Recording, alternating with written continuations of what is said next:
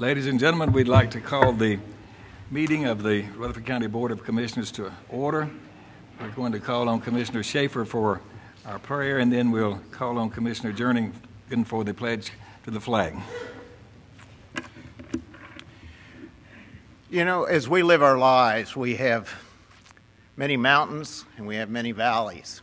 And I'd just like to share with you tonight a prayer that I think kind of addresses that, and it's by a man named Thomas Merton. So would you please bow your heads with me in prayer? My Lord God, I have no idea where I am going. I do not see the road ahead of me. I cannot know for certain where it will end, nor do I really know myself. And the fact that I think that I am following your will does not mean that I am actually doing so. But I believe that desire to please you does in fact please you. And I hope I have that desire in all that I am doing. I hope that I will never do anything apart from that desire. And I know that if I do this, you will lead me by the right road, though I may not know anything about it. Therefore will I trust you always, though I may seem to be lost and in the shadow of death. I will not fear, for you are ever with me, and you will never leave me to face my perils alone. And dear Father God, we just ask you to be with us this evening, to help each one of us here, to put our faith and trust in you, so that we can discern your will and seek your face and do, dear Lord, the God thing. For if we are able to do the God thing, then it will be the right thing to do. In Jesus' name, amen.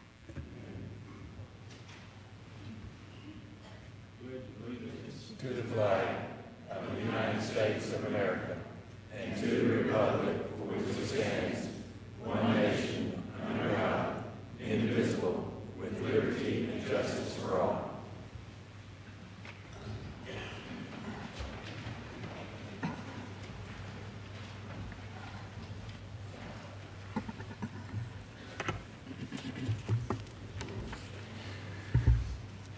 Okay, Madam Clerk, would you please call the roll? Commissioner Schaefer. Here. Commissioner Black. Here. Commissioner Jordan. Here. Commissioner P. Here. Commissioner Cook. Here. Commissioner Jernigan. Here. Commissioner Farley. Here. Commissioner Jones. Here. Commissioner Sandlin. Here. Commissioner Turner. Here. Commissioner Allen. Here. Commissioner Stevens. Here. Commissioner Jordan. Here. Commissioner Baum. Commissioner Coggin. Present. Commissioner Young. Here. Commissioner Phillips. Present. Commissioner McAdoo. Here. Commissioner Ely. Here. Commissioner Gooch. Here. Commissioner Sereno. Yes. 21 present. Thank you. Okay. First, we have a resolution of sympathy for Mr. Tony Webb, Jr., and Commissioner Robert P. will bring that forward.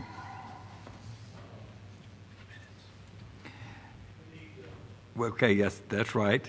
Thank you for bringing that to my attention, both of you. Excuse me, Mr. P. All right, we have you have before you a copy of the minutes of the last meeting. Do I have a motion considering the approval of those? Commissioner Phillips? Mr. Chairman, I move that they be approved as mailed. All right, do we have a second? Second. Commissioner Turner. Anyone have any additions or corrections to that? Okay, all in favor of that, then please say aye. Aye.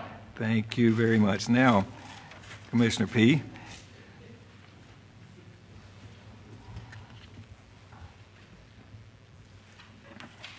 Well, this is a sad occasion for me because I've lost a friend, and Rutherford County's lost a friend in Tony Webb.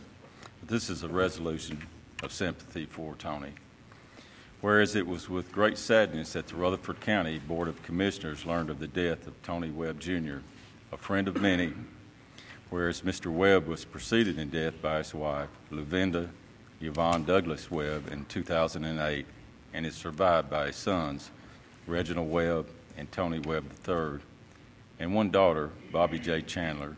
And whereas Mr. Webb was a deacon at the First Baptist Church and a member of the Rutherford County Board of Zoning Appeals for many years. I'm not mistaken, I think my dad helped appoint him years ago, and that's been over 35 years. whereas we know that his passing has caused great sadness to his family and friends. Now therefore be it resolved that the Rutherford County Board of Commissioners at its regular session on the 17th day of February 2011 does hereby extend sincere sympathy to the family of Mr. Tony Webb, Jr. Be it further resolved that a copy of this resolution of sympathy be forwarded to the family of Mr. Webb by the clerk of this legislative body. Mr. Chairman, I so move. Second, Commissioner Phillips. All in favor, please say aye. Aye. Any opposed? That's unanimous, of course, and we give thanks to Mr. Webb and all of his family for many, many years of service, and all of those community leaders and members and volunteers that serve and do so much good for our county. We appreciate them very much. Next, we're going to call on Commissioner Rhonda Allen, and she's going to be bringing us a resolution of recognition for the Smyrna High School football team. So you can direct the group to come up as just as you choose, Ms. Allen. Any coaches, players, quarterback club officers, I'd like for you to come forward now, please.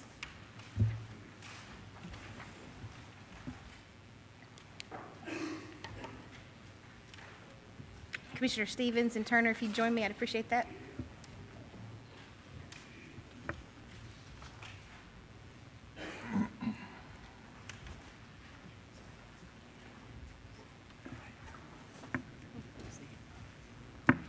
Hey, Dolly.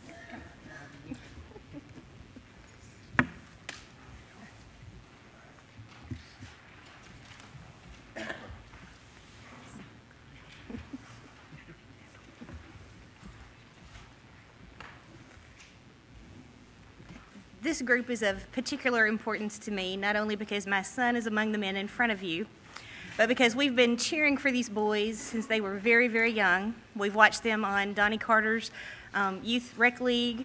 We cheered them through a freshman season that was undefeated. They give us great joy every fall, every Friday night, and I appreciate you letting us celebrate this with you and with them. Whereas the Rutherford County Board of Commissioners should recognize those persons and organizations that consistently have a positive impact on the people and communities of Rutherford County.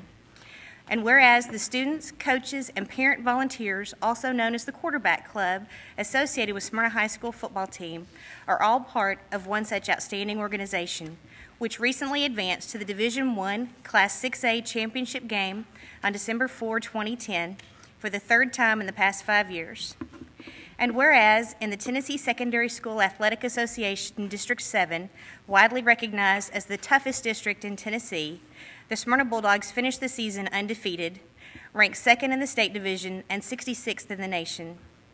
And whereas this has been an exciting, hard-fought, and impressive 13-2 season, and special commendation is due to all team members and to head coach Matt Williams and his staff for their dedication and commitment, which gave Smyrna another memorable season at Robert L. Rake Stadium and brought excellent publicity to our community by their good sportsmanship and inspired team play.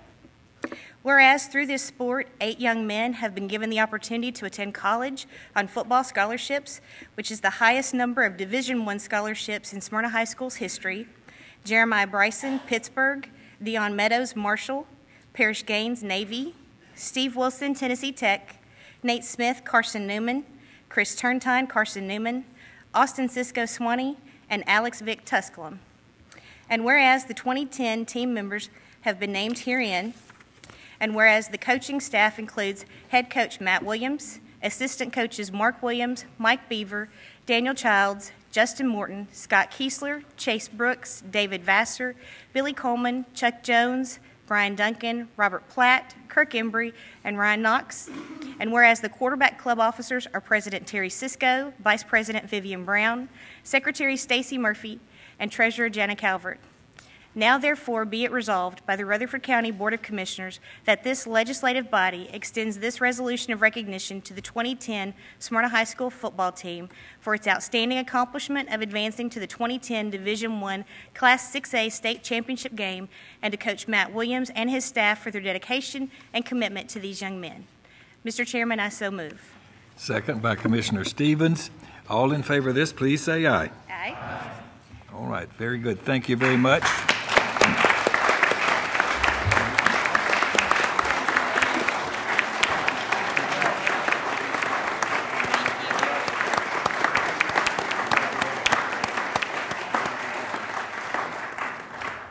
We'd like to thank the County Commission for this honor. It's a huge honor, and we take it very seriously. Want to thank all the Smyrna High School administration, faculty, and everybody that made this possible, our coaches, players, and just really want to thank you, and we're humbled by this recognition, and thank you again. And I also want to recognize our principal, Robert Rakes, just got voted into the TSSAA Hall of Fame, so we're proud of that as well. So thank you again, County Commission, for this great honor. Thank you.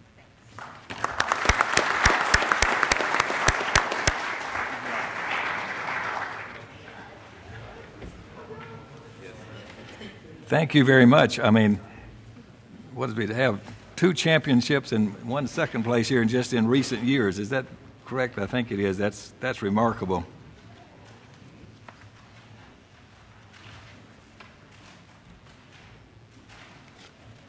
Okay, we're ready for a period of public comments, and we have 2 people that have requested to speak. And first, we'll ask Mr. Donald Todd to come forward and give us his name and address, and then we'll have 1 other speaker.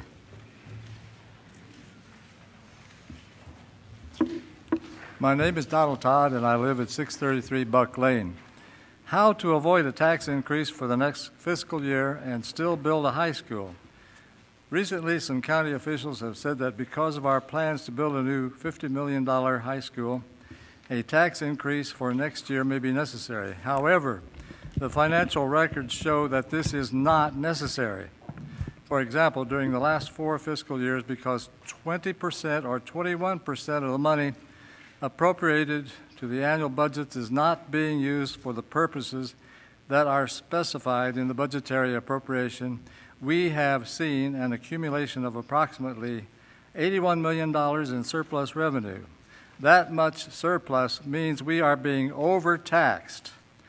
And with the current economic crisis breathing down our necks, why would the county consider for 1 minute the idea of raising taxes? But do we need to give up the plan to build a new school? Examine the positive aspect of our financial position. First of all, there is no state law that says the county must not use unreserved ending fund balances or surplus revenue from any of the 9 major funds to help avoid a tax increase. One large source to help pay for the high school is the current $33 million surplus revenue balance in the General Debt Service Fund. Additionally, surplus revenue from within the Rainy Day Fund, which is within the General Fund, can be transferred to the Debt Service Fund, thereby augmenting the already large surplus balance in the Debt Service Fund. From the latter fund, an augmented balance of funds can be used to help pay off the educational construction debt. Other reservoirs of surplus can be put to good use for financing the new school. During the last fiscal year, $5 million was transferred to the general fund from the Adequate Facilities Fund. Another obvious reservoir of financial help is the current $16 1/3 million surplus in the General Purpose School Fund. Also, a large portion of the current $4 million surplus in the Solid Waste Fund can be used. Another method for adding financial strength is this. The County Commission could rewrite the tax rate on the Highway Fund, which as of last June 30th had a surplus revenue balance of $6 3/4 million. The money saved through rewriting the tax rate can easily be shifted to the school fund or to the debt service fund. Subsequently, this would provide extra financial help for school construction. If our economic crisis worsens, why not consider renovating large existing buildings that stand empty in our county? Thank you, Mr. Todd. Okay, next we have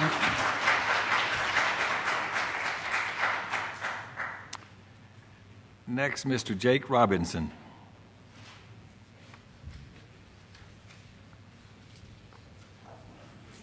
I'm Jake Robinson. I live in Murfreesboro, and I'm talking about the transfer tax being proposed tonight. I think we're in a tough situation economically. We've gone through the worst economic environment that any of us have ever lived through, but it's only going to get worse. Last 6 months, cotton prices have gone up 125%, sugar 82%, corn 59%, coffee 41%, rice 40%. Most of these price increases have not even filtered to the shelves on our stores. These are all the headlines of companies raising their prices. World Bank, global food prices are rising to dangerous levels. Cisco declares they're raising grocery prices. J.M. Smucker raising coffee prices. Kraft warns of price increases. Kellogg says it will raise prices. Sara Lee, Bridgestone, Goodyear, Allstate, State Farm, Blue Shield, Wellmark, Abercrombie & Fitch, Sprint, Xcel Energy. These are in the last week. Folks, we got a huge problem facing us. And I don't see how, as a group of commissioners here, that we can raise taxes and penalize our citizens at a time where every dollar counts. Okay, I paid. I heard that this new tax will replace the impact fee. I don't know about you, but I already paid my impact fee. Tens and tens of thousands of our residents have already paid that impact fee. Now we're going to pay double when you also put a tax on the back end. You're going to get us coming and going. I don't think that's a fair thing to do. I would rather see you take your, first of all, I think one of our commissioners is going to talk about the constitutionality of this bill. But I don't think we should put our effort and our brain power and our resources behind something like this. What we need to do is take the juggernaut of school spending, which is 3/4 of our budget, and you guys maybe should go to the state legislature and figure out how to get those guys to revamp the law so that you have oversight on the school system's budget, and that they're accountable to you, because all we can do right now is say yes, pretty much. You have to give them what they got last year plus a step. Is that correct? And so from there, really all you're going to do is give them anything else they might want. And we've got to be able to figure out if I have to tighten my budget, and I bet every one of you have figured out a way to tighten your budget, our school system and our government has to do the same thing. Thank you.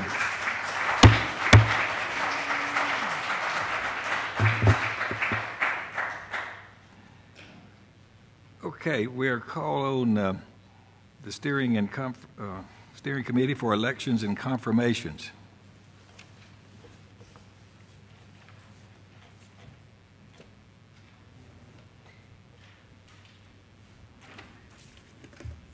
Thank you, Mayor Burgess. In front of you, you have a list of notaries to be confirmed, and I move that they do be confirmed.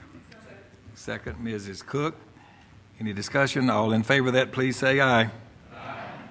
Any opposed? To announce the Thank vacancy you. on the Board of Zoning Appeals to fill the unexpired term of Tony Webb. And we also need to confirm tonight the appointment of Ethics Committee, appointment to the Ethics Committee, which is Francis Mosby to replace Wayne Blair, and I so move. And a second from Commissioner Farley. Any questions? All in favor of that, please say aye. Any opposed? Thank you very much.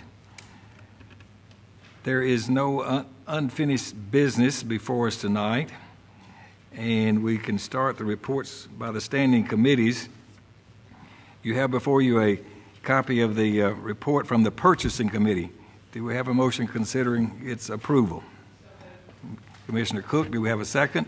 Commissioner Serino, any discussion or questions? All in favor of that, please say aye. Any opposed? Thank you. Now, Mrs. Ely, we'll have about 10 minutes for you to start the report from the Budget, Finance, and Investment Committee.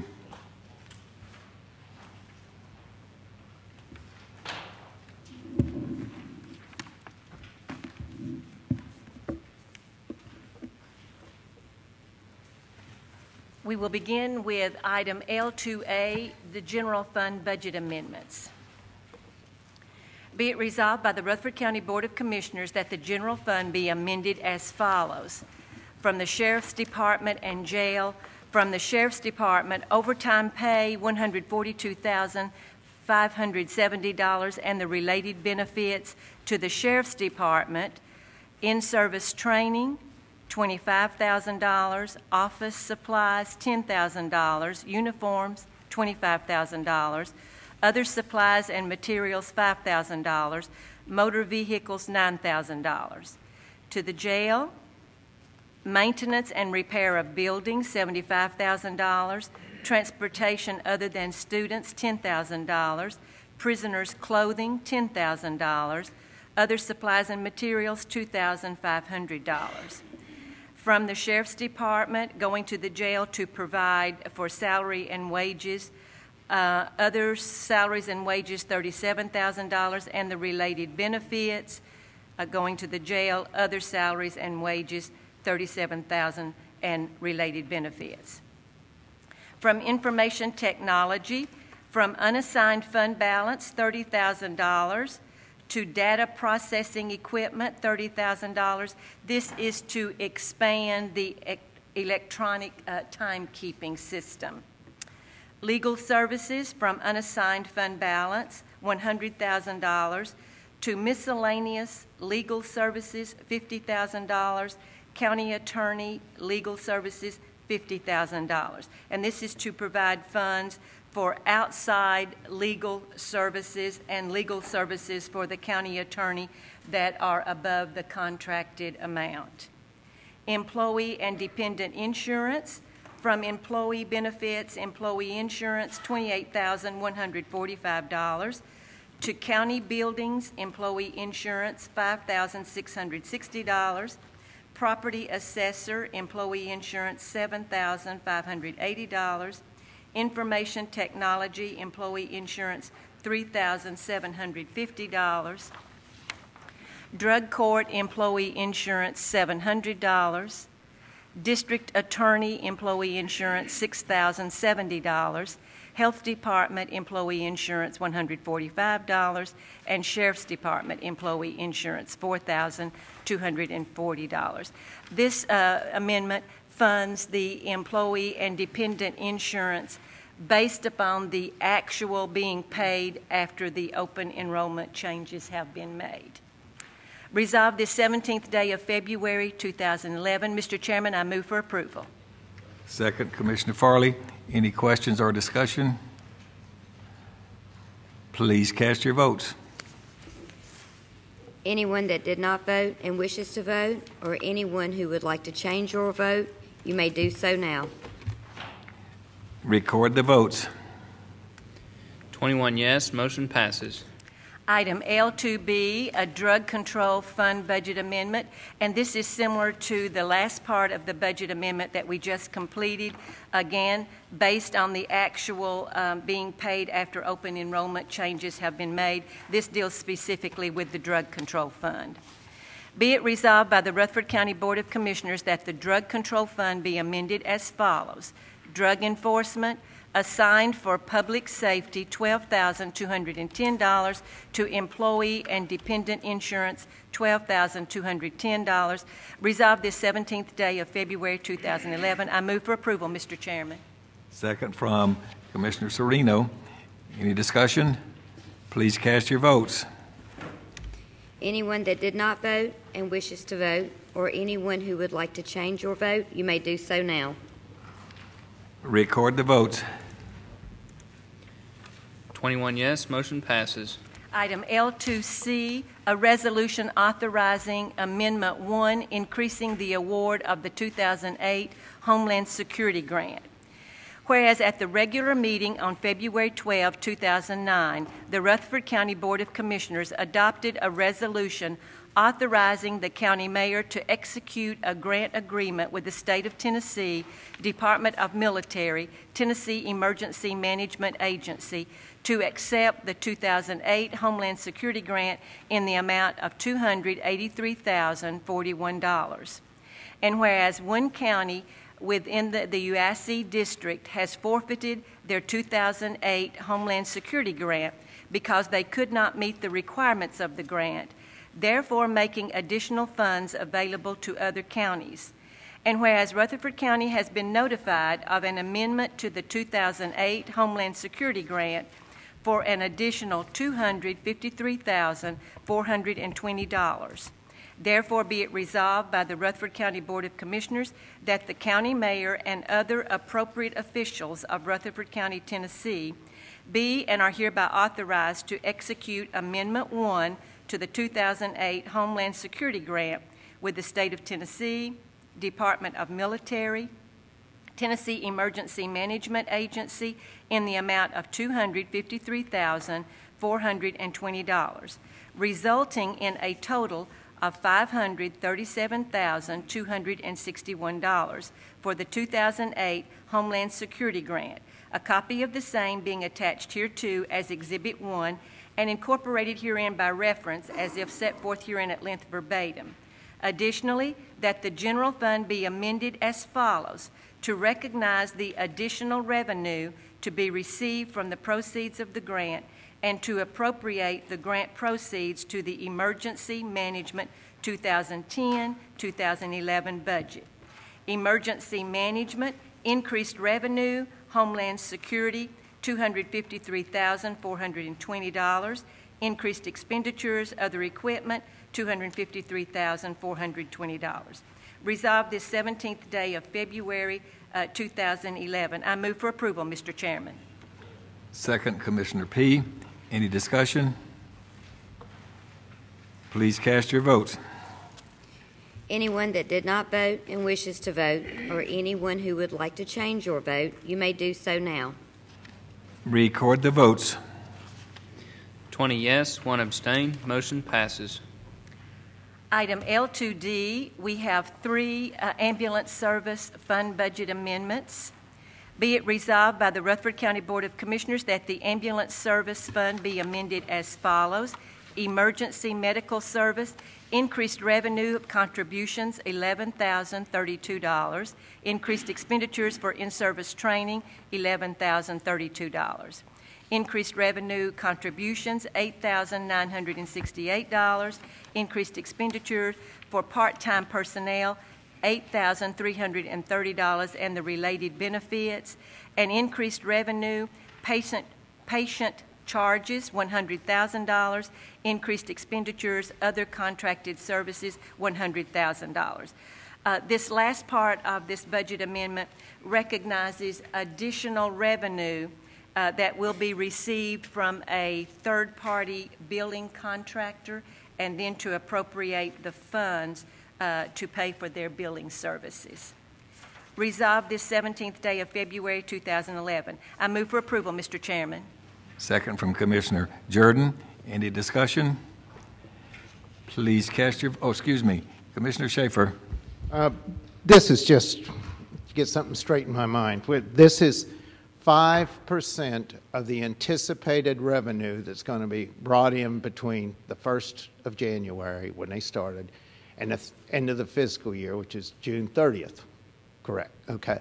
What happens, and this is where my question is, if they don't, that would be what, $2 million?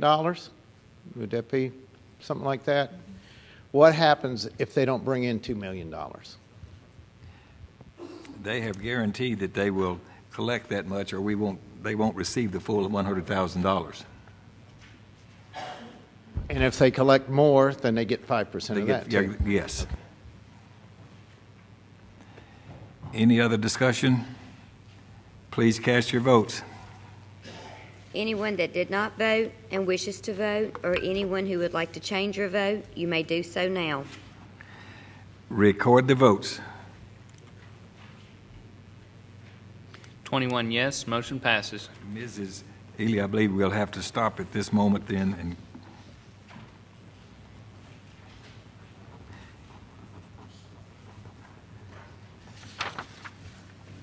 okay.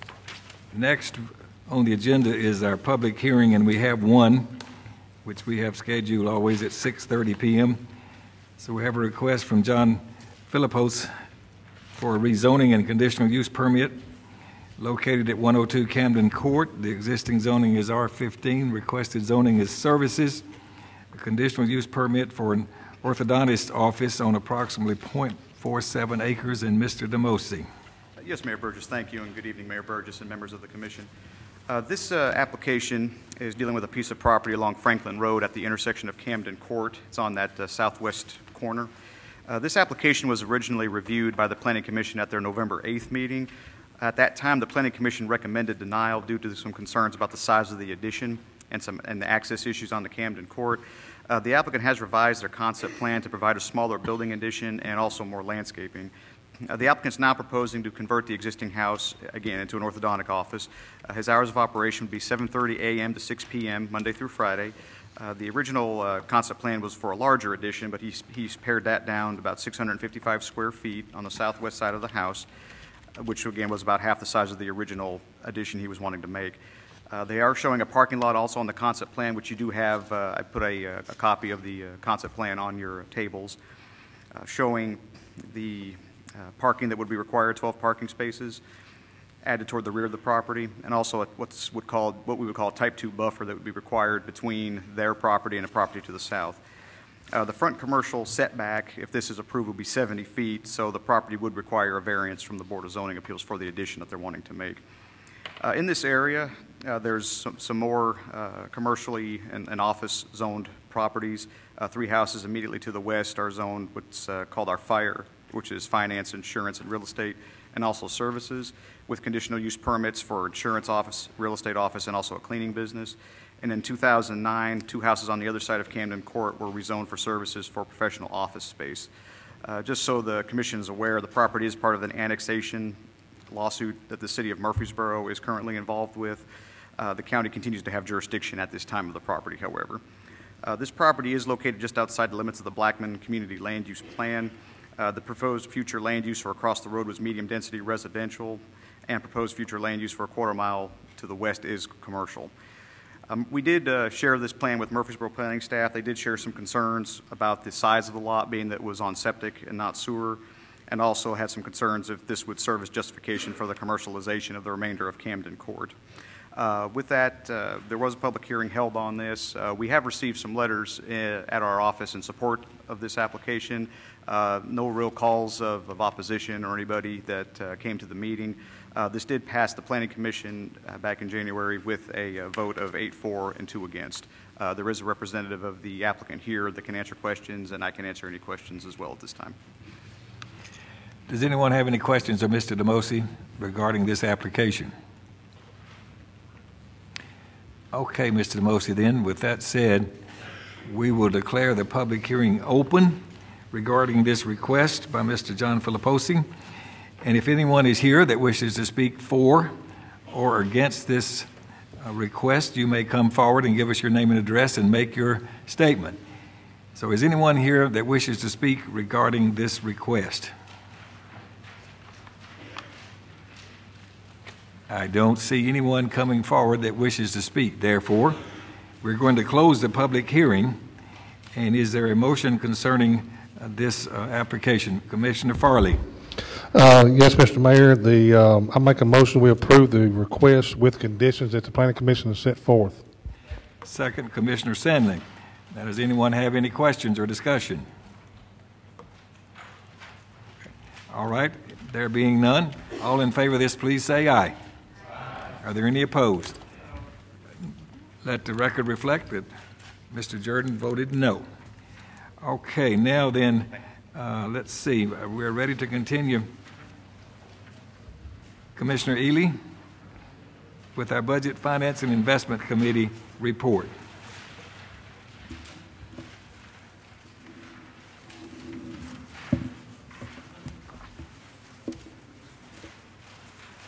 We are ready for item L2E, the Solid Waste Sanitation Fund Budget Amendment. Be it resolved by the Rutherford County Board of Commissioners that the Solid Waste Sanitation Fund be amended as follows. Convenience centers, increased revenue, sale of recycled materials, $121,000, increased expenditures, motor vehicles, $121,000. Resolved this 17th day of February 2011. I move for approval, Mr. Chairman. Second from, Commissioner Black. Any discussion? Please cast your votes. Anyone that did not vote and wishes to vote, or anyone who would like to change your vote, you may do so now. Record the votes.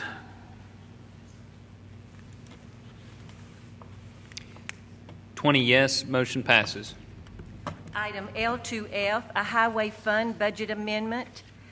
This amendment helps us to comply with the maintenance of effort that is required by the state of Tennessee, and this will adjust the projection for the mineral severance tax.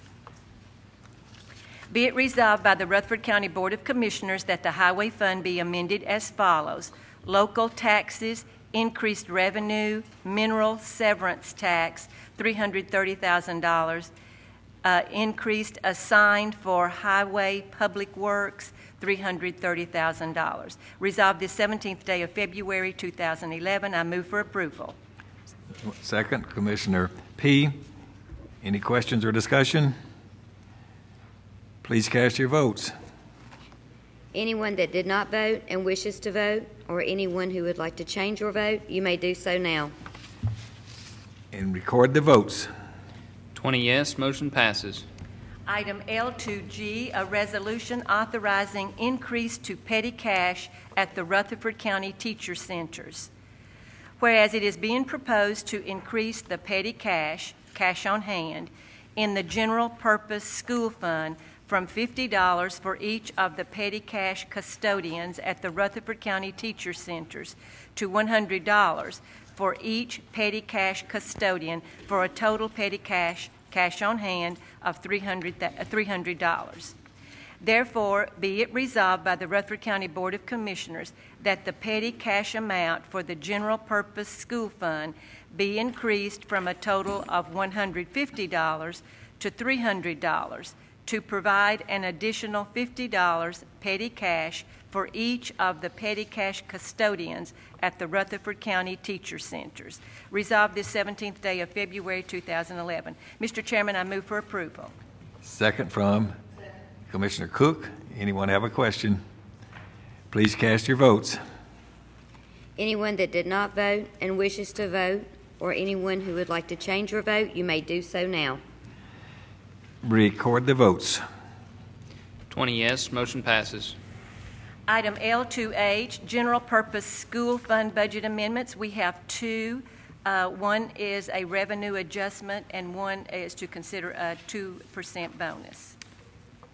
Be it resolved by the Rutherford County Board of Commissioners that the general purpose school fund be amended according to the schedule, a copy of the same being attached hereto as Exhibit 1 and incorporated herein by reference as if set forth herein at length verbatim. And if you will turn to the back of the first page, the first is a revenue adjustment to amend $1,218,290 to account 46511 Basic Education Program from account 46512. BEP and ARA to amend $36,987 in account 43990. Other charges for services for the related clerical and custodial pay and benefits for campus school to amend $199,912 to account 47590. Other federal through state for instructional materials and supplies to amend $23,866 to account 47143. Education of handicapped IDEA for special education related expenditures, and to amend $36,215 to account 47145. Special education preschool grants for special education related expenditures as presented. And if you will work through your documents to page 4 of 5, the recommended motion is to amend $220,891, and you do not have a script there. If you'll get to page 4 of 5, your bottom line number, the total is $220,891, and I'll give you the details. This is already budgeted, certified, and classified salaries and the related benefits to other certified and classified lines in order to fund the 2% bonus approved by the board and the REA for the administrative and system-wide staff that need to be funded through the general purpose school budget instead of the Education Jobs Fund grant. Mr. Chairman, I move for approval. Second from Commissioner P. Commissioner Jones, then Commissioner P. Yes. Thank you, Mr. Chairman. I'd like to disclose that I am a employee of the Rutherford County Board of Education, and for that reason I've decided to abstain from the vote. And Commissioner P. Because my wife is a County Board of Education employee, I have a conflict of interest in the proposal about to be voted. However, I declare that my argument and my vote answer only to my conscience and to my obligation to my constituents and the citizens of that this body represents. The reason I mention that is because of the bonus that's in there, and that was negotiated by the teachers union. Thank you. Commissioner Farley. So is this just for teachers, or is this for all the employees? EAs too. I'm sorry? EAs too. EAs, secretaries, all that? Yeah, all of them. Okay. Classified and certified. Okay. With that being said, I want to make sure that I disclose that my wife is a employee of the Rutherford County Board of Education, and I declare my conflict. Commissioner Schaefer. I think, according to the state of Tennessee, it isn't a conflict of interest if it's your spouse, but if it's according to our local code of ethics that someone could perceive it as a conflict of interest is why we have to acknowledge it. And as a statement I make numerous times, my wife has been a member of the Board of Education since the Challenger disaster. Any other comments? We do have a motion and a second. We do have a motion and a second. There being no other discussion, please cast your votes. Anyone that did not vote and wishes to vote, or anyone who would like to change your vote, you may do so now. Record the votes. 19 yes, 2 abstain. Motion passes. Item L2I, Education Capital Projects Fund Budget Amendments. Be it resolved by the Rutherford County Board of Commissioners that the Education Capital Projects Fund be amended as follows. From committed for capital projects, $797,150, other contracted services, $68,000, to architect fees, $11,020, engineering services, $58,000, maintenance and repair of buildings, $796,130. And if you will look on the next page, you will see the projects that this budget amendment includes. We have projects at McFadden, Riverdale, Christiana, Laverne, Oakland, and Holloway High School. Mr. Chairman, I move for approval. I have a motion, a second from Commissioner Cook. Any discussion or questions? Please cast your votes. Anyone that did not vote and wishes to vote, or anyone who would like to change your vote, you may do so now. Record the votes. 21 yes, motion passes. Item L2J, a resolution authorizing funding for the construction of Stewart's Creek High School.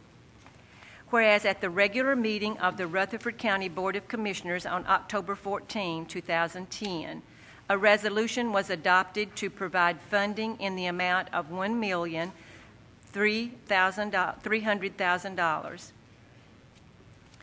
through internal borrowing in the school building program for the design phase of Stewart's Creek High School.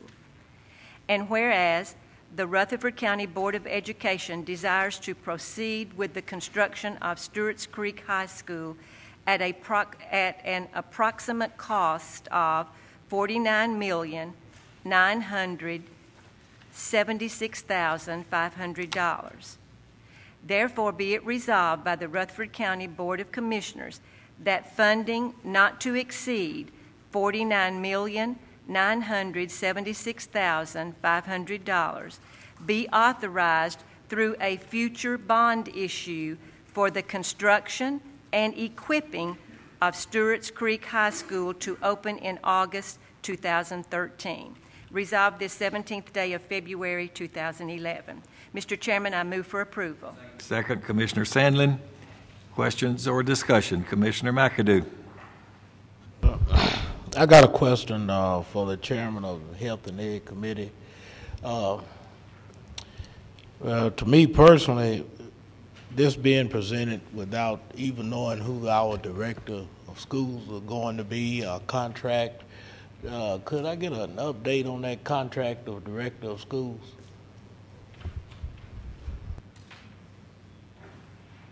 What was the question? Commissioner McAdoo, I'm sorry, I did not understand your question, sir. I think he wants an update on the status of the contract of the Director of Schools. Contract. Yes, sir. The only thing I know about the contract with the Director of Schools, and he's here, we could always ask him, but I believe that they're going to vote on the contract extension for Mr. Gill on March 5th. Now, that's not correct. I assume they could change that at any time, but it's coming up rather quickly. Yes, sir. All right, thank you. Mr. McAdoo? I myself personally would like to know if that's going to be the case, if they're going to vote on this Director of Schools March the 5th or whatnot. The reason I'm saying this because we're looking at $50 million, and as of right now, we don't even know if this director that's bringing this before us is going to be our director. And I do have concerns about that. I would like to know the time frame on selecting doing the contract for the director. I don't believe I see any school board members here. Is Dr. Burns here? Dr. Burns, would you confirm that this is on the agenda for the March 5th meeting? March the 3rd. Commissioner McAdoo has confirmed that this will be discussed at the March 3rd school board meeting.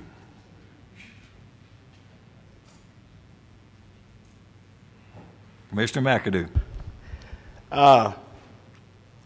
Since we would know who our director of schools, if the contract is going to be extended or whatnot, I don't see why we're bringing this up here tonight, my personal opinion, because I would like to see if we're going to have the same director intact before we take on this $50 million project for high school.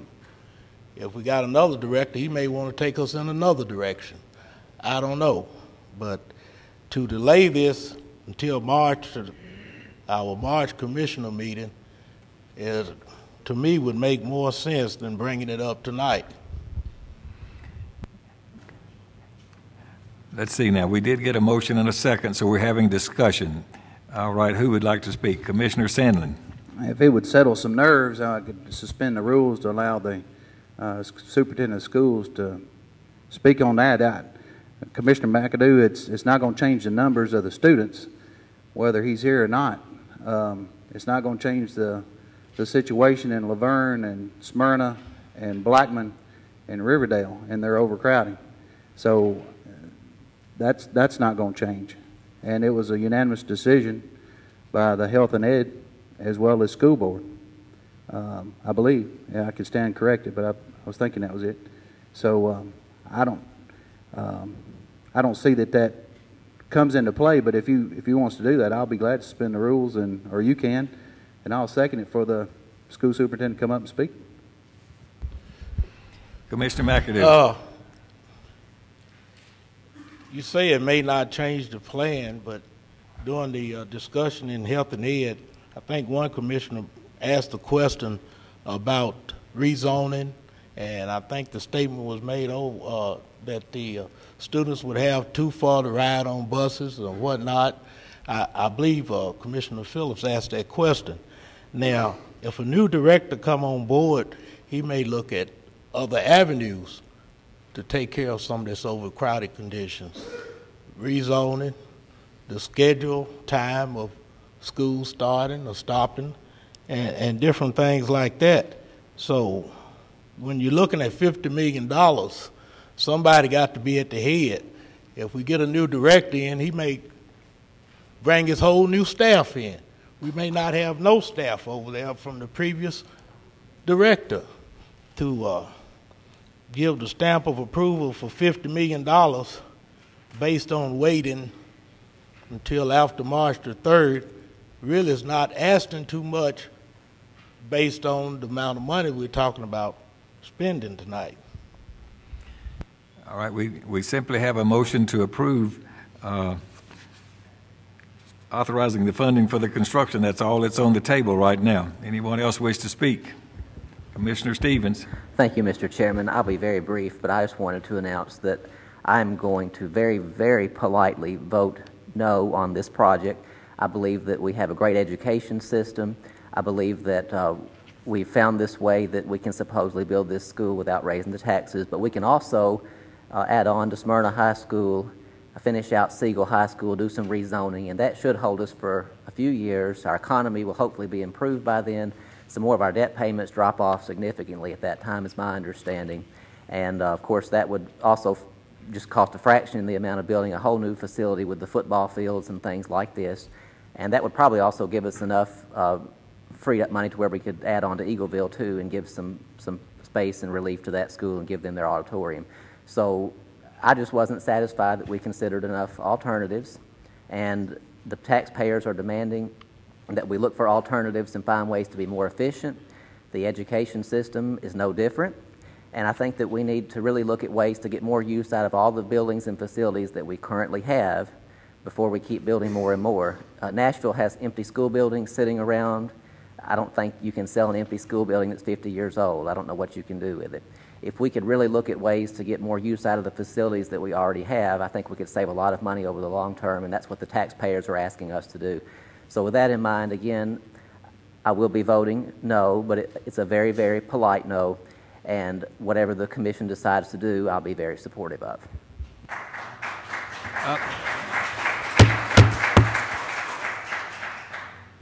Let's please be respectful. Commissioner Sandlin, let's see if anyone else wishes to speak. Anyone, before I have to give the others an opportunity, anyone else wish to speak before Commissioner Sandlin has requested to speak again? No, all right. Commissioner Sandlin. Mr. Chairman, I was just going to suspend the rules to allow the superintendent of schools to speak. Do we have a second? Second, Commissioner Farley. All right. Director Gill, you may come forward and make whatever statement you think is appropriate. They didn't vote on suspending. I'm sorry about that. Excuse me. I walked all the way up here. Please say yes. All those in favor of that, please say aye. Aye. Are there any opposed? Thank you very much. Sorry. First off, with respect to my contract, I will tell you that evaluations have come in, 6 of them, and they all have been exceptional. That said, there's a presumption that it'll probably be extended. But as somebody said, I think Commissioner Sandlin said, regardless of whether I'm here or whether I'm not here, in the year 2013, when we're scheduled to open, you're going to have about 17, 18, 1,900 kids that are displaced, that are put outside in portables between Laverne, Smyrna, Blackman, and Riverdale, and we've got to get something going here. And it's just, we'll have in excess probably of 100 portables between those 4 schools. That's just not a manageable situation. It's not anything I think that anyone in this community would want us to have, nor is it productive with respect to learning. And with all respect to Commissioner Stevens, and adding on to Smyrna and Laverne, Smyrna and Laverne were built in 87, 88 for 800 students. We've done 3 separate additions. We've expanded the core as much as we can. It's simply 2 things factor in here. One, there's not adequate land for additions. Secondly, the core will not support another 400 students. Both of them have, I believe Laverne has close to 2,100. Smyrna has 2,000. Laverne already has 8 portables. If my calculations are right, if Laverne grows like we project at 3%, and if you promote the current 6th through 9th graders, they'll have 38 portables by the year 2013. So while I appreciate the fact that the Commissioner's thinking out of the box and trying to find alternate solutions, that's just not a viable solution or viable option. Matter of fact, promoting the current 6th through 9th graders that are already in our system and factoring in 3% growth, which I think everyone knows we'll see 3% growth. If we open Stewart's Creek in 2013, even with the opening of Stewart's Creek, we'll have 1,934 kids at Laverne, 1,877 at Smyrna. We'll open Stewart's Creek with 1,739. Riverdale will be just under 2,000, and Blackman will be right at 1,800. So in retrospect, you'll have 5 high schools that are virtually full in 2013. We don't have the luxury of waiting, regardless of who the director is. And I can promise you the board has had multiple discussions on year-round, multi-track year-round schools, running shifts, adding on to this school, adding on to that school, and the issue is not whether we can or can't do that, because we can't. None of those are viable options. They will not work. We got some bright people on the board, people that have had in-depth discussions on those, and so when we hear that, it's a little insulting because we have had those discussions, and it's just not something we can do. And I would urge you to pass this tonight. We can't wait a month. The timelines are such that we need to start, I believe it's in June, with construction, which is what we're on track to do. It'll take 22 and a half months to finish it, and we should finish it sometime in July for an August opening. So if we put it off 1 month, we run the risk of not opening it in 2013, and that would be a colossal mistake on our part. And with all due respect, your part too, so I encourage you to please don't put us behind the 8 ball any further than we already are, and pass this tonight. All right, thank you, Mr. Gill. Hold it just a minute, Mr. Gill. Does anyone have any need for any further clarification from Mr. Gill before we go back into regular discussion? Commissioner Farley. Mr. Gill, when you're talking about core, I mean, I know what you're talking about the core. There may be some others that may not understand the core. You're talking about the Media center, cafeterias, gymnasiums. What time are some of these kids at Blackman and Laverne, Smyrna, and Riverdale eating lunch?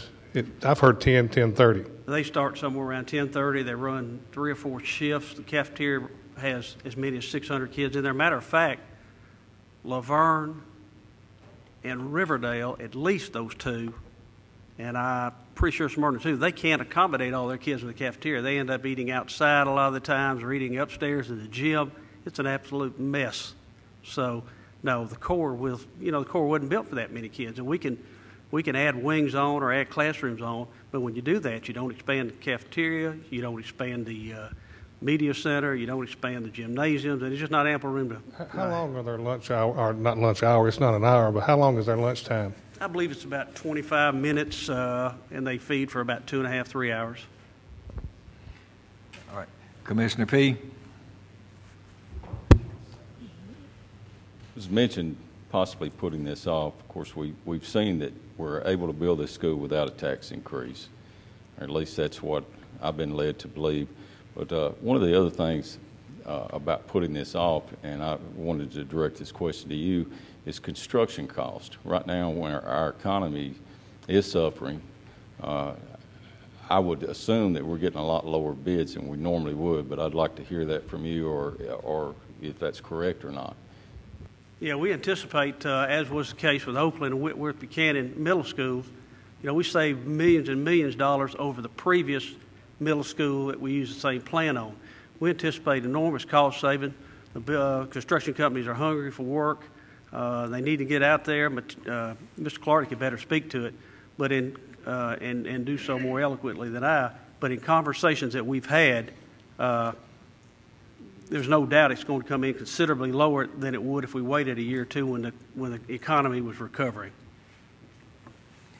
All right. Anything else for Mr. Gill? Thank you, Mr. Gill. Now, we're back in session. We have a motion and a second to approve the request to fund. Commissioner McAdoo. Asking to delay a project of this magnitude 1 month, to me, it's not going to be devastating where we can't make that 2013 deadline. But I got a question. If it passed tonight, when are we going to the bond market? I understand we got some more projects that's going to be tied to this. So do we have a deadline for this bond market that we got to hit since we got to pass this tonight? So do we rush down there and go to the bond market in March, or what is that time frame? No, I would anticipate in June having the resolution before you for the bond to borrow the money, and then perhaps in maybe August before we would actually go to the bond market. I would assume by then you would have made your decisions on some of the other projects that are being discussed.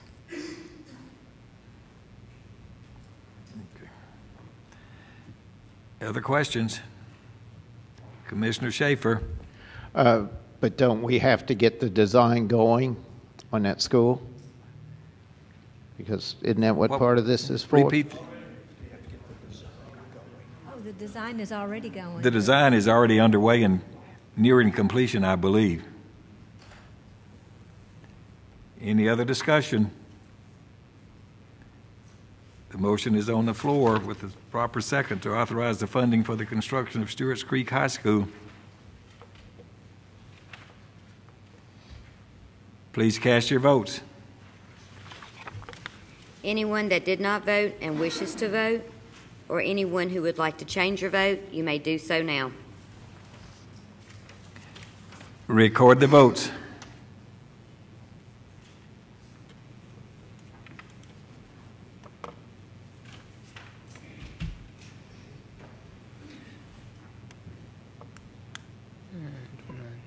Apologize, we had a problem with the display here, but I believe the vote is correct in being displayed there as 17 yes, 4 no.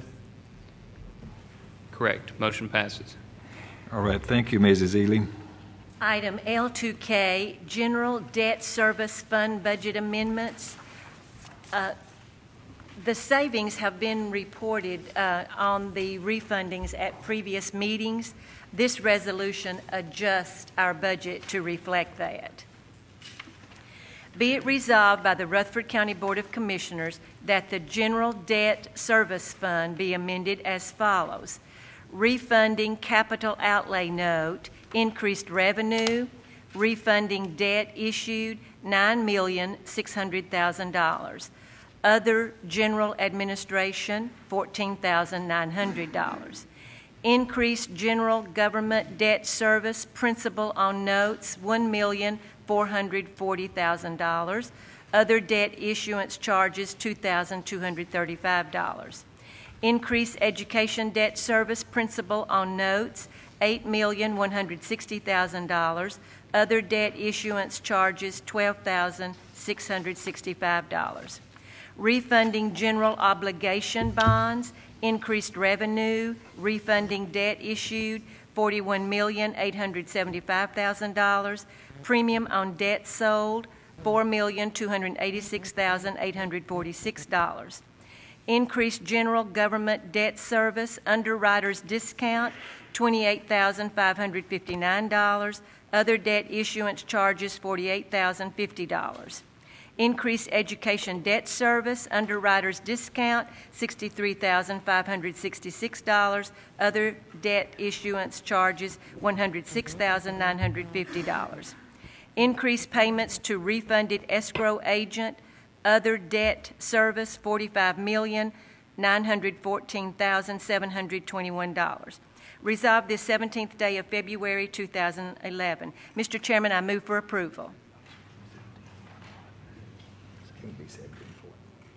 Do you have a second?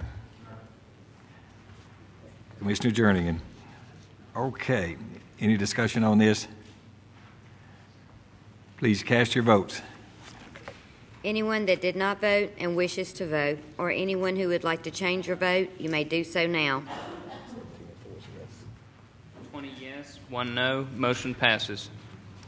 Item L2L, a resolution revising the Elps Mill Road Planning Services proposal with Huddleston Steel Engineering.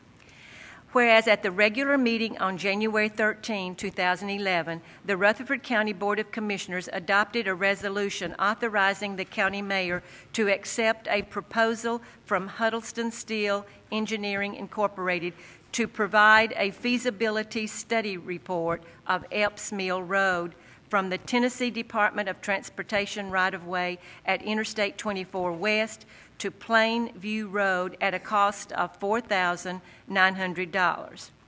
Whereas a revised proposal has been submitted for the feasibility study report that examines Elps Mill Road from the Tennessee Department of Transportation rights-of-way at Interstate 24 West through the Buchanan Estates subdivision and east to Manchester Highway, including the intersection, at a cost of $6,500. And whereas the feasibility study will utilize GIS mapping, aerial photography, and plats and plans to provide preferred conceptual layouts in plan view and recommended cross-sections for Epps Mill Road, considering any known construction constraints and environmental, ecological, or historical concerns in developing the preferred layouts. Whereas Huddleston Steel Engineering Incorporated will provide planning-based cost projections for construction of this project, and representatives will attend meetings with county, city, and/or state officials as necessary. Additionally, Huddleston Steel Engineering Incorporated will provide resulting conceptual plans, cross-sections, and a summary report in hard copy and digital format. Therefore, be it resolved by the Rutherford County Board of Commissioners that the resolution adopted by the Board of Commissioners on January 13, 2011, is hereby repealed, that the county mayor be and is hereby authorized to accept the proposal from Huddleston Steel Engineering Incorporated, a copy of the same being attached hereto as Exhibit 1 and incorporated herein by reference as if set forth herein at length verbatim, to provide a feasibility study report of Epps Mill Road at a cost of $6,500. Resolved this 17th day of February 2011. I move for approval, Mr. Chairman. Second from Commissioner Jernigan. Any discussion? Please cast your votes. Anyone that did not vote and wishes to vote, or anyone who would like to change your vote, you may do so now. Record the votes. 20 yes, 1 abstain. Motion passes. Item L2M, a resolution amending a contract in lieu of performance bond for the annual inflation adjustment for the Rutherford County Sanitary Landfill. Whereas Rutherford County and the State of Tennessee Department of Environment and Conservation entered into a contract in lieu of performance bond for proper operation and closure and/or post-closure of the Rutherford County Sanitary Landfill, registration number SNL 75-0103. And whereas said contract included a provision allowing the Commissioner of Environment and Conservation to collect up to $3,618,951 from any funds being dispersed or to be dispersed from the state to the County of Rutherford as financial assurance for said proper operation, closure, and post-closure. And whereas the state and the County of Rutherford desire to change the amount of said financial assurance from $3,618,951 to $3,472,384. Paragraph 3 of the agreement in lieu of performance bond is amended as follows. The figure $3,618,951 is deleted, and the figure $3,472,384 is substituted in lieu thereof. Resolved this 17th day of February 2011. Mr. Chairman, I move for approval. A second from Commissioner Jernigan. Anyone have any questions? Please cast your votes. Anyone that did not vote and wishes to vote, or anyone who would like to change your vote, you may do so now. Record the votes. 21 yes, motion passes. Okay, thank you, Mrs. Ely. There is no report from the Health and Education Committee. Now we're ready for 2 resolutions from the Property Management Committee. Commissioner McAdoo.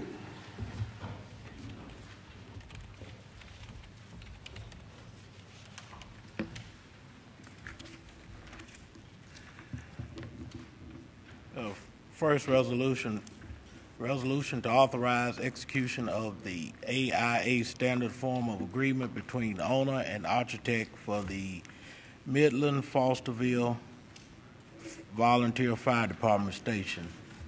Resolution. Whereas attached is an AIA standard form of agreement between owner and architect between Rutherford County, Tennessee, and Gerald G. Bugsy, P.E., consultant engineer, providing for Midland Fosterville Volunteer Fire Department Station. A copy of the same is being attached hereto as Exhibit 1 and incorporated herein by reference as if set forth herein at length verbatim, and whereas it is in the best interest of the citizens of Rutherford County for the county to enter into said AIA standard form of agreement between owner and Gerald G. Bugsy, P.E. Now, therefore, be it resolved by the Rutherford County Board of Commissioners that the county mayor and other appropriate officials be and they hereby are authorized to enter into and execute for and on behalf of Rutherford County, Tennessee, the attached AIA standard form of agreement between owner and architect with Gerald G. Bugsy, P.E., consulting engineer. Resolved this 17th day of February 2011, and I so move, Mr. Motion Chairman. second. Commissioner Cook. Any comments or questions? All right. All in favor of that, please say aye. Are there any opposed? Thank you. Second resolution. Resolution to authorize the county mayor and other required officials to execute a release on the remaining amount on the home grant lien to assist the family of Jennifer Lovin. Resolution. Whereas Jennifer Lovin executed a deed of trust June 1st, 2007 in the amount of $23,605 to Rutherford County to participate in the home grant program, the same being of record in Book 752, page 1790 of the Registrar's Office of Rutherford County, Tennessee. And whereas if the homeowner remains in their home for a period of 5 years, said deed of trust in the home grant program is released in full. And whereas the 5-year time period has almost expired, and whereas in an effort to assist the family of Jennifer Lovin, Rutherford County, is agreeable to releasing said deed of trust of record in Book 752, page 1790. Now, therefore, be it resolved by the Rutherford County Board of Commissioners that the county mayor and other appropriate officials be and they hereby are authorized to execute any and all documents necessary to release the deed of trust signed by Jennifer Lovin to Rutherford County under the home grant program of record in Book 752, page 1790. Resolved this 17th day of February 2011, and I so move, Mr. Chairman. And a second from Commissioner Jordan. Any discussion or questions about this? All in favor, please say aye. Are there any opposed? Thank you very much, Mr. McAdoo. Now we're ready for the Public Safety Committee and Commissioner Farley.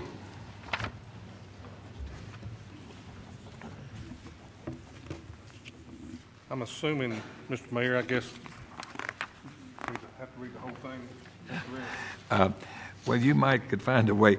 This is just a repeat of something we already have in place, but we have to update it every so often, I believe. Is that correct? Read the caption, yeah. Read the caption. Has everybody got a copy? Yeah. Does everyone have a copy? Everybody got a copy of it. I don't want to bore everybody to death with that, but read this if I don't have to.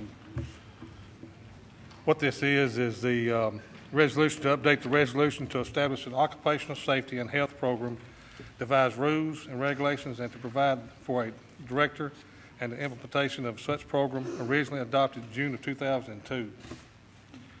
Resolution to establish an occupational safety and health program, devise rules, regulations, and provide a director and implementation of such a program. Whereas in compliance with Public Safety 561 of the General Assembly of the State of Tennessee for the year 1972, Rutherford County hereby establishes the occupational safety and health program for the employees of Rutherford County.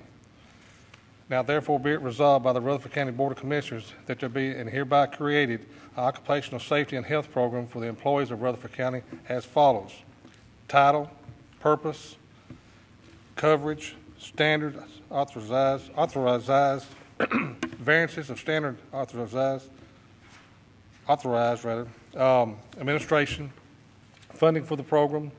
Be it further resolved that any section, subsection, sentence, clause, phrase, or portion of this resolution is for any reason held invalid or unconstitutional by any court of competent jurisdiction, such portions shall be deemed separate, distinct, and independent provisions, and such holdings shall not affect the validity of the remaining portions hereof. Be it further resolved that this resolution shall take effect from and after the date it shall be passed by the Rutherford County Board of Commissioners, properly signed, certified, and has met all other legal requirements of the state of Tennessee, and as otherwise provided by law, the general welfare of Rutherford County requiring it. Resolved this 17th day of February 2011, and I so move. And a second from, who was that, please? Commissioner Schaefer. Any discussion? All in favor of that, please say aye. Aye. Are there any opposed? Thank you. The next resolution is to approve the amendments of the OJI program, including number 3 under rules, death, and loss reporting sections. Whereas Rutherford County previously adopted the on-the-job injury program, OJI, and to its employees, and whereas it is in the best interest of the citizens and residents of Rutherford County, Tennessee, that said OJI program be amended as hereafter set forth. Now therefore be it resolved by the Rutherford County Board of Commissioners that Rutherford County hereby approves and adopts the OJI program as amended and set forth in the attached Exhibit 1 and incorporated herein by reference and is set forth herein at length verbatim, resolved the 17th day of February 2011, and I so move. And we have a second from Commissioner Jordan. Any discussion? All in favor, please say aye. Aye. Are there any opposed? Thank you.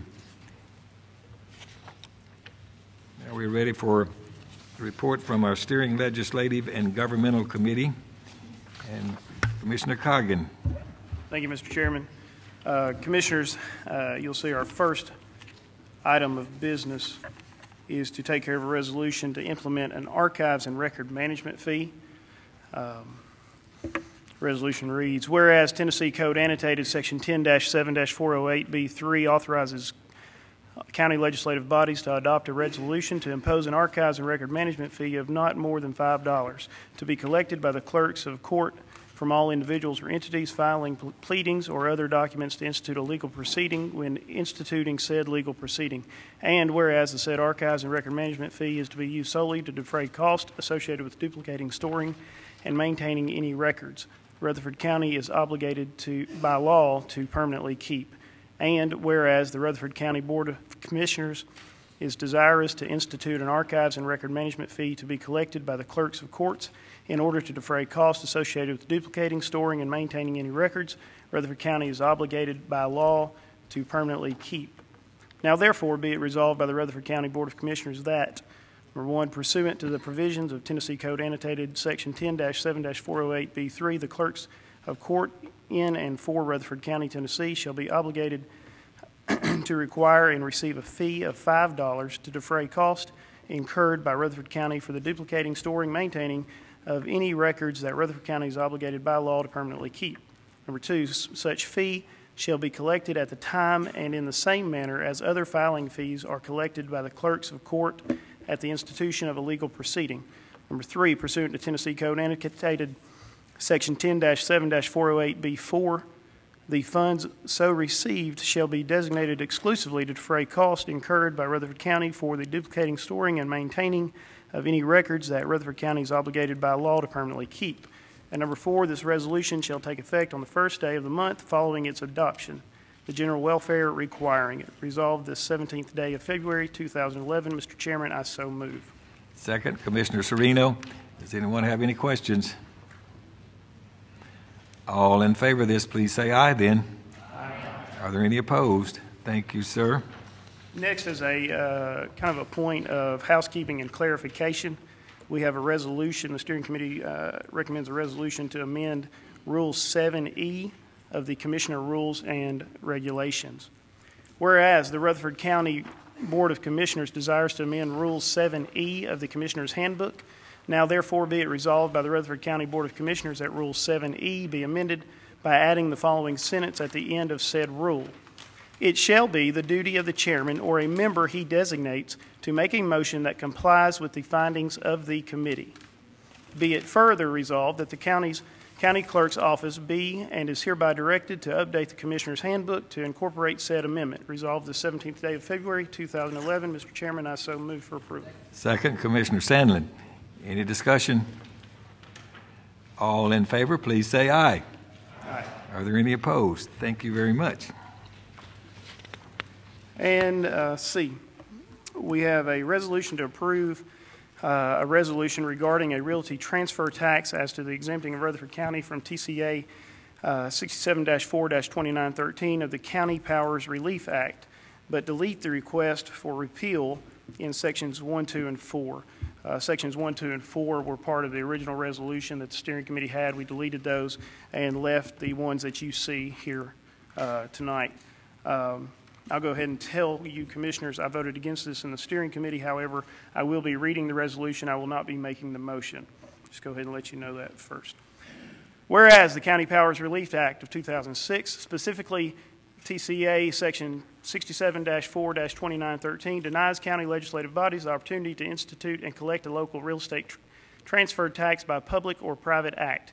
And whereas Rutherford County has relied on development tax revenue for its budget and operations, and whereas Rutherford County, along with counties across the state of Tennessee, has suffered a significant decrease in the development tax revenue during the Great Recession, and at this decrease, and that this decrease has wreaked havoc. Sorry, I did read this before, on the Rutherford County budget and operations. And whereas Rutherford County desires a more stable and reliable revenue stream than the development tax, and whereas a real estate transfer tax constitutes a more stable and reliable revenue stream for the Tennessee counties than the development tax, and whereas the citizens of Rutherford County and citizens of the other counties in the state of Tennessee would benefit from the stability and reliability that a real estate transfer tax would grant to counties. Now, therefore, be it resolved by the Rutherford County Board of Commissioners that TCA Section 67-4-2913 be amended to exempt Rutherford County from its governance, and for an amendment to be adopted that specifically permits Rutherford County to implement a reasonable real estate transfer tax via private or public act. Section 2, that this resolution be forwarded to the legislative delegates of Rutherford County in the Tennessee General Assembly with the request made by the Rutherford County Board of Commissioners on behalf of the citizens of Rutherford County for the Tennessee Code annotated section 67-4-2913 to be amended for Rutherford County to be permitted to implement a reasonable real estate transfer tax via private or public act.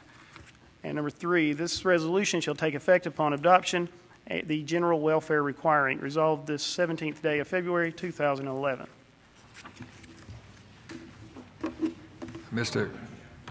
Calling on Commissioner Sandlin. Did you move to approve the resolution? Yes. All right, excuse me. All right, do we have a second?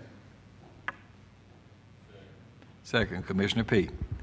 Discussion, Commissioner Stevens. Thank you, Mr. Chairman. I'd like to offer an amendment to this resolution.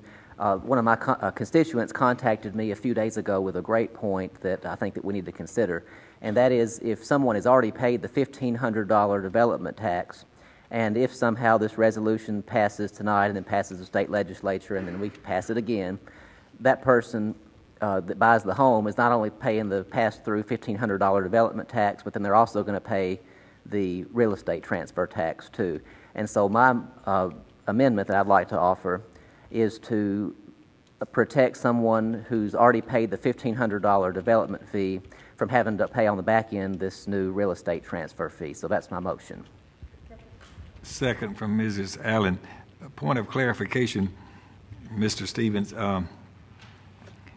Does that mean at any point in the future, at any point, that person that has paid the $1,500 would be exempt from paying the realty transfer tax at any point in the future? Is that the intent of your motion? It would just be that one transaction. The very next, well, that one transaction has already taken place. Are you talking about a subsequent transaction in the future?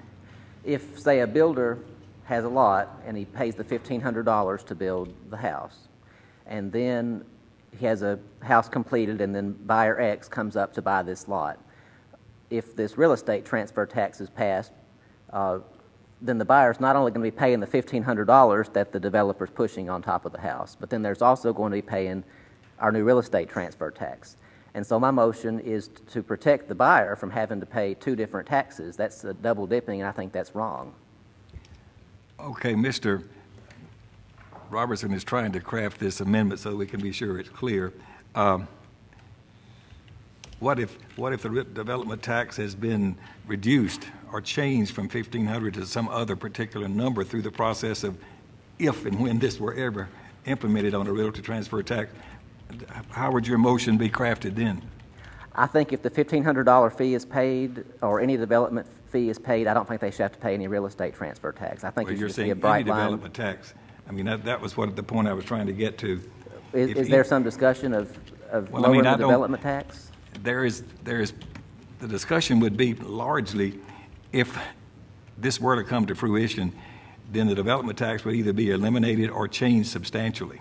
And my motion is if that $1,500 has been paid to the county already, but the buyer of that property does not have to pay the real estate transfer tax on top of that. The builder isn't paying the $1,500 out of his pocket. It's passing it to the buyer. Let's just a moment here and let me read what we have here to be sure, because this is important. The amendment is to protect a buyer who has already paid a $1,500 development tax fee. That would exempt them from having to pay the realty transfer tax for that particular transaction. Okay, is that okay with the maker of the second, Mr. P? Was that fairly clear as to what I... Who seconded that? Excuse me. Oh, sorry. My error. Mrs. Allen. Is that okay with you, Ms. Allen? Okay, now Commissioner Sandlin. Mr. Chairman, I think that's a great amendment. I just don't think the timing of that amendment is for here. If we implemented it down the road here, well, all this does tonight, this resolution, is open up the door for the county commission to have another opportunity to do something different. I would agree with the amendment totally, but this, I don't think this amendment needs to be attached to this. What we're trying to do, if there's a 2/3 vote on this tonight, is to send it to our legislators and for them to act upon it and present it to the state and the House, and if it's approved, to come back here with us, an opportunity to have another option. That's all it does. So I agree with that, but we don't want to do that. So if it's, if we did implement it down the road, and we'd hate for that person that's buying that new house, that the developer or builder that is paid the $1,500, then for that new property owner to, have to pay then another fee. That wouldn't be right. So I know that's on the floor right now. I mean, I don't have a problem with what you're trying to do and agree with it, but my question is going to be a legal question. I know back years ago when we done the development tax, there was litigation on apartments having to pay the development tax, and it was some, as far as discriminating. Is this something to that effect? A possibility? Well, there's always a possibility of litigation anytime you enact legislation like this, if it were enacted to be challenged. Commissioner Stevens and I were talking earlier. I'll go ahead and steal his thunder a little bit if he doesn't mind, but there was apparently a similar tax. I have not researched it recently, but back in the 1970s that was adopted by the county, and I think the chancellor at that time, I wasn't in this office so I don't recall specifically, but was reminded by Commissioner Stevens that apparently the chancellor held that tax to be unconstitutional. I don't know the similarities. I don't know if it's exactly the same. We'd have to revisit that. But to answer your question, anytime there could be litigation on it. Now, the last time we had litigation with a development tax, my recollection is it was an unsuccessful challenge to that. Okay. Other comments? Commissioner Jordan. Well, I'm going to agree with the other commissioners. I like the idea, but I don't see how. I'm a little fuzzy as far as I would think we need a date the fee was paid up to. I mean, if that house has changed hands one time since the builder sold it, is that house now going to be taxed, or is that or since the development tax was charged on that structure, that house, is that house now exempt forever? You know, that builder literally actually sold the house to whoever's living in the house in most cases. So is that the transaction that was exempt, and now the property owner? Jake Robinson up earlier, he said he had already paid his. You know, he bought his house from builder, I would guess, or second hand or third hand. But since it's already been sold once and no longer belongs to the builder, was that the one that was protected? And the next time it's sold, is that charged? I mean, I see a lot of gray area here that's going to be tough for the courts to uphold. Personally, I like the idea in the start, but of the transfer tax, but I've had constituents call. They say they're already paying their property tax. This is going back to property owners. So I've decided I'm against the whole transfer tax in general, but I like the concept of the amendment, but I think it's just not defined. I hate to think about the closing attorneys and the people at building codes trying to figure out if a house has changed hands more than once or whatever, to know who actually gets assessed this tax if it were to be passed with the amendment as it is presented. Commissioner Allen. Yeah, I'm just going to expand on the amendment for a second. The way I understood mine and Commissioner Stevens' conversation was basically very similar to when title insurance is purchased on a property. If you can prove at the next closing that you purchased title insurance at the previous closing, then they allow a discount because it's showing that property has been insured, so you're maintaining insurance. My thinking is very similar, that if you can show with your closing papers that you've paid that tax once, then you wouldn't be subject to a second tax. So that's along the lines of thinking of the amendment. Of course, the actual developer and the builder is the one that typically pays that $1,500. He, of course, passes that cost through to the buyer of the property, but the buyer hasn't actually officially himself paid the development tax. It will be difficult because you'll have to show, basically it'll be on the closing papers. However, it's recorded on the buyer side or the seller side, that person is going to have to be the person who gets the credit for paying that tax. You're correct. Okay, thank you. We're discussing the amendment. Commissioner Schaefer. Good. I believe Commissioner Sandlin alluded to it, but tonight, no matter what we do, if it gets approved and goes up to the state, it's still got to come back down here and be approved by a 2/3 majority, whatever is done. And that's the time that amendments can be worked out with our legal people and to cover the avenues that are still open. You would have to, if this were to be approved here, then sent to the legislative body, and they were to approve this year, then you would still later have to craft your own private act, which would not be done in this session. It would have to be done in the succeeding session of the legislative body. And that's when you would craft the actual private act that defines the amount and any exemptions you might want to put in place, etc. Other discussion on the amendment? All right, we're going to vote. Please cast your votes on the amendment.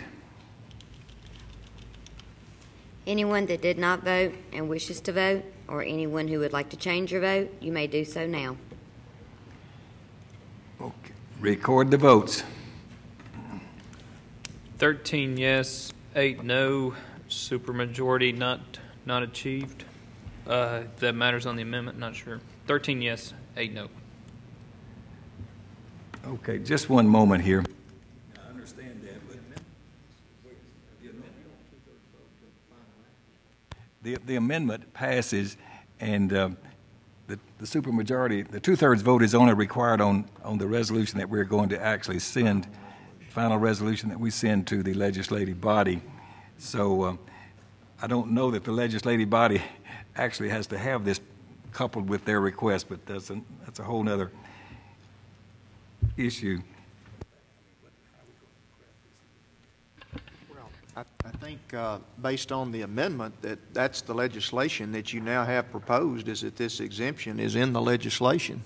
That amended this particular resolution. Now, your final resolution doesn't require, but the state representatives desire to have a 2/3 preliminary vote because they don't want to have to manage legislation unless they can see on the front end that they're going to have a 2/3 vote on the back end when it is required. But as it stands now, it would appear that the legislation as being proposed, the realty transfer tax, would require what has been amended here as being part of what you send to Nashville, unless there's some other change to it. Okay. So the resolution to exempt Rutherford County from the, you might say, the inability to have a realty transfer tax now would require that we also send along with that the resolution, this amendment we've just passed that says anyone that's previously paid a $1,500 development tax fee, they would be exempted from having to pay the realty transfer tax in that particular transaction. Mr. Stevens. Thank you, Mr. Chairman. So we're back on the resolution now. We're back on the resolution. Okay. Well, I've got a lot of concerns about this resolution, and the first one is Article 11, Section 8 of the state constitution. Basically, without reading the whole thing, it's that the legislature shall have no power to enact laws for certain individuals. And if they do this sometimes, they exempt counties from certain bills and so forth, but arguably that's unconstitutional. And if we have a situation here to where Rutherford County citizens are taxed with this county real estate transfer tax, we give people an opening to sue the county like they apparently did before to find that previous tax in the 1970s was unconstitutional. And of course, Article 1, Section 8 of the Tennessee Constitution, a totally separate provision, says that no man shall be taken or imprisoned or disseized of his freehold, liberties, or privileges, or outlawed or exiled, or in any manner destroyed or deprived of his life, liberty, or property, but by the judgment of his peers or the law of the land. And what we're doing here by enacting a real estate transfer tax is someone who has worked hard to pay for this property, they're now being penalized. We're taking their property as they transfer it to somebody else. And that's another reason that this was challenged in the 1970s. And again, like Mr. Cope, I haven't had time to research this because it just came to my attention today. But a chancellor in the 1970s said that this same concept was unconstitutional. And certainly before we pass this, we need to find out more about that. Now, my other objections to this are just economics 101. There are so many jobs and industries connected to the real estate market, contractors, title companies, banking, retail sales. You know, when somebody buys a house, they need to have new paint, a lawnmower. There's so many different industries that are connected to real estate transactions, and here we are about to slap another tax on it and to cool down an already soft market. We need to promote real estate transactions because they provide jobs and they stimulate our economy. Also, all these realtors out here are right that the property is already being taxed for the services at the rate that we deem necessary to fund our government, and nothing's happening by it changing hands. The amount of services that are deemed for that property and the tax rate that's set for it is still the same. Nothing has changed by it passing to another purchaser. And so I think that that's a good argument that they made for that when they contacted me to talk about this. And the final reason that we shouldn't do this is simply because the state is not going to pass this. The legislators have told me they're not going to pass it. And really we're just wasting our time. So I would encourage everybody to vote no and let's just kill this whole thing tonight. And we need to find ways to be more efficient and get more use out of what we already have.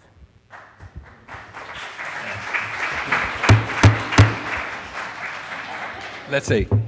I don't believe Commissioner P. has spoken. Let's let him go first. Well, the amendment has just about turned me sour on the motion. I will give you that. But a couple of things that were said. One, about the private acts. This county's, I'd say, Jim, maybe you can give us an idea, but I'd say at least a third of the acts that we are governed under are specific to Rutherford County, or at least a large amount of them. So I don't think there's any problem with there being a specific enactment for Rutherford County.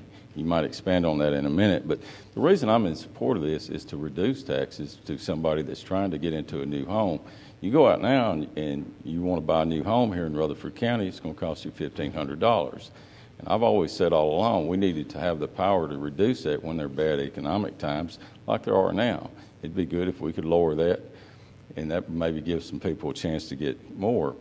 The way I understand the tax that we're asking for, this option, is if you sold, say, $100,000 or bought $100,000 of property, a new house or whatever, that you pay 1/10 of 1%. That's $100. That's a lot less than the $1,500. Now, that's what I'm looking at as far as the realty transfer tax. Of course, it goes into other things other than new homes, and that's where, you know, it's a more stable tax. But that's why I'm looking at doing it. That's going to help stimulate, in my mind, somebody that's trying to get into a new home. There's $1,500 versus $100 on $100,000 worth of property. But that's why I'm interested in doing that. You know, we had a very extensive study where we had realtors, bankers, everybody, builders involved on a committee, and this is one of the recommendations that came back. You know, this is not something we're trying to do to overburden or tax people, especially now when the economy's like it is. I'm personally trying to help our economy by doing this. Thank you. Commissioner Sandin. Thank you, Mr. Chairman. Well, if you are one, you can talk about yourself. So I'm a realtor and I'm an auctioneer. So before I was a realtor and before I was an auctioneer, there was a committee that was put together, myself, Commissioner Phillips, I'm trying to think of some others here. It's been a little while ago. Candy with MTAR, Denny Hastings, some other builders, developers, was on this committee looking at alternatives to property tax. And there's very limited amount, or very limited things you can do as far as bringing revenue to the county that you can do. So there's, we talked about entertainment tax, where you go see a movie and put something on that, or there's a restaurant tax, you know, if you've been to, you know, other places in Disney World or Gatlinburg or something like that, you know, you're going to pay a little bit more for hotels and stuff like that. And we're doing some of that in the hotel thing. We're rolling it right back in to promote our county and our cities, and I think we're doing a good job of that. You're paying right now this tax, so to speak, in real estate transfer right now if you buy a house. 37 cents per $100 value. And last year I called Heather and to see what the accurate number was on that, and she looked that up, and we had $3,891,000 that went to the state of Tennessee, and $90,000 of that went to us here in Rutherford County. So there may be something here, if this fails tonight, that we need to adjust that number if we can. But I feel like that I'm not doing my job as a county commissioner if I don't have or bring up other alternatives, as well as other commissioners have brought up other alternatives besides the property tax. When we're looking at things, it seems like that's all we go back to is property tax. I'm a property taxpayer myself. So, you know, as well as everybody in this room, you got to pay your taxes. So we do so, and everybody does.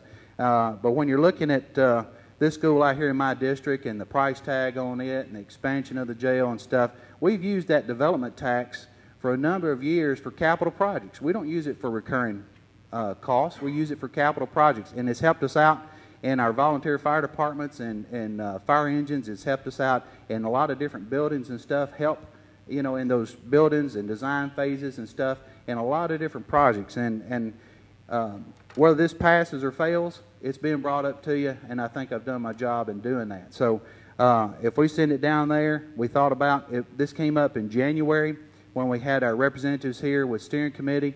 We talked about it again in February at our steering meeting, and then here it is to us tonight. And we decided not to send it to rescind the whole thing that they put on the end of this bill because it covered the whole state of Tennessee. We're asking that it just pulls out Rutherford County. So if you're in for doing something or having the opportunity of doing something else, this is another opportunity. If you don't, it's not going to hurt my feelings any, but it's just another opportunity for other options. And that's what it's brought up, and that's what it's meant to be.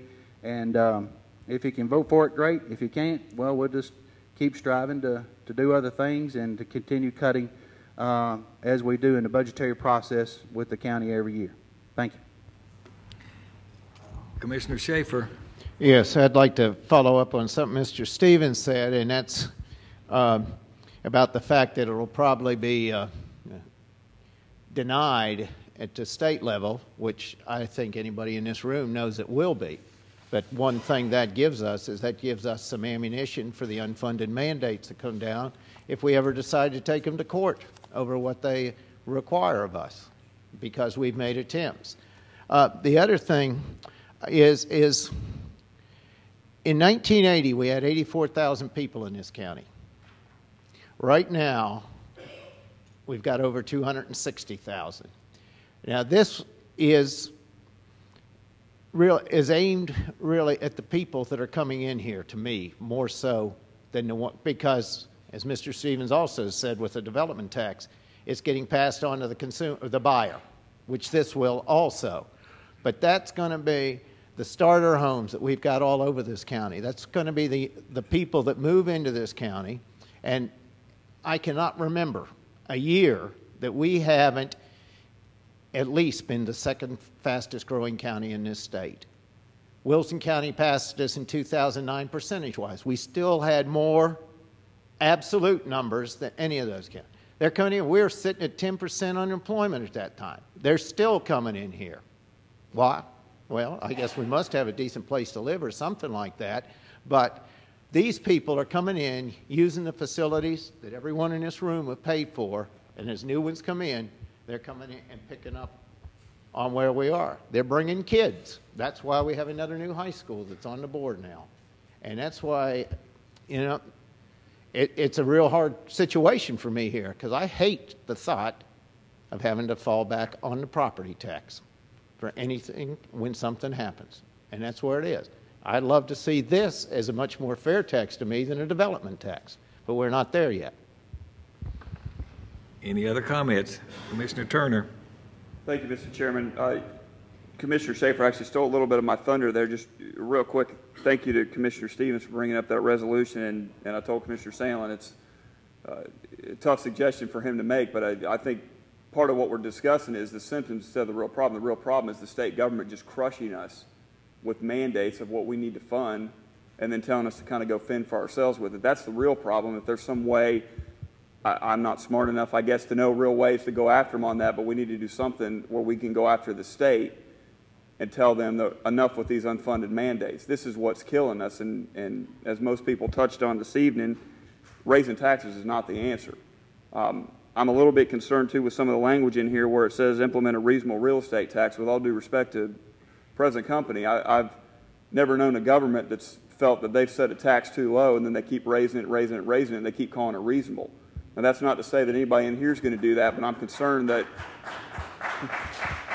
if we're not in power or in office in 10 years, that there's going to be some people that come along and say we need to bump this up and it's still going to be reasonable. I told Commissioner Sandlin that I'm not concerned necessarily with what happens right now. I'm trying to think in the future, too, what's going to happen is if we're obviously going to have a completely new commission that comes in and decides that we need to bump this tax up, and then for all I know, that impact fee can be brought back up again, and they are going to get hit again. So I'm extremely concerned about that, but my main concern, Mr. Chairman, is the state just crushing us with this. And I wanted to talk to Ms. Nolan offline about areas that are we currently auditing areas that we can control as the county budget to look at areas that we can save, since some of those areas right now, education, sheriff's department, are out of our control. And I guess giving you a heads up there that I'd like to chat with you offline, but that's what I'm concerned about. I'm going to vote no against this, and I encourage you to vote no. And whether it passes or not passes is not the point, but we need to make a stand for the citizens of Rutherford County that we're against any kind of tax increase, and I really strongly believe that we need to do that this evening by voting no against this. Thank you.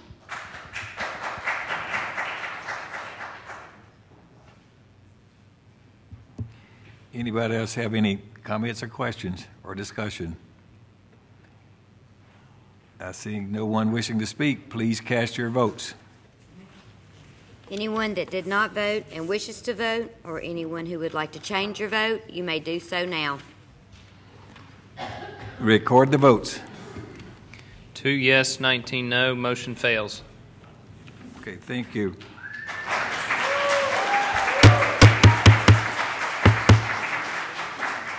I know all of us are passionate about a lot of different issues, but it's out of order to continue to show support or being dissident against the actual whatever we're discussing. So I just ask you to please be a little bit more respectful for us.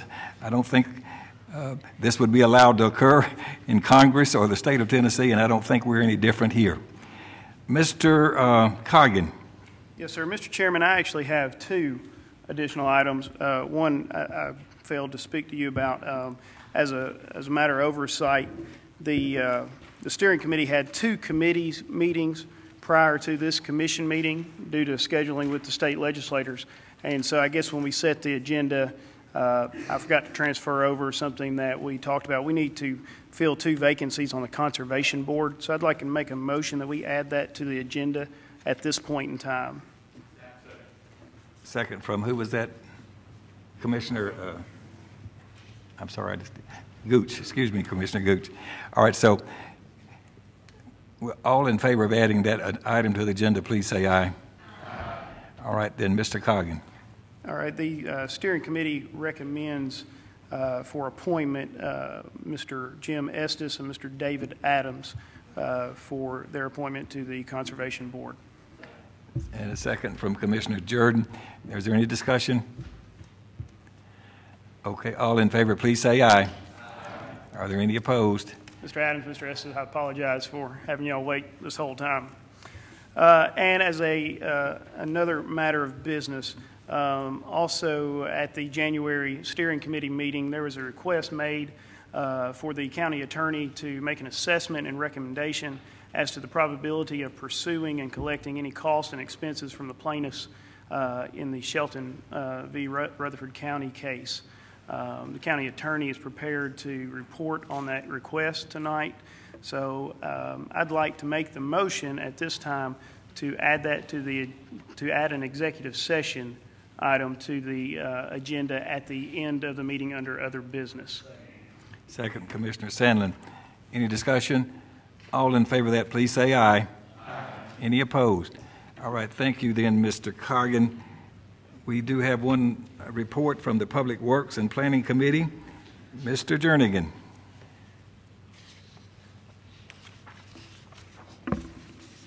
Public Works and Planning Committee has one item tonight, and that's a resolution to approve easements for lots 122 and 123 of Gatewood Estates. These easements are off of Old Nashville Highway off of Burleson Street. Whereas pursuant to the private act authorizing Rutherford County Highway Commission and Superintendent to work on public drainage easements and provide for the maintenance of public drainage easements requires the county legislative body establish an official list of recognized public drainage easements. The attached Exhibit 1 are the easements recommended by the Planning Department, and whereas the Public Works and Planning Committee has approved the list of public drainage easements as submitted by the Planning Department.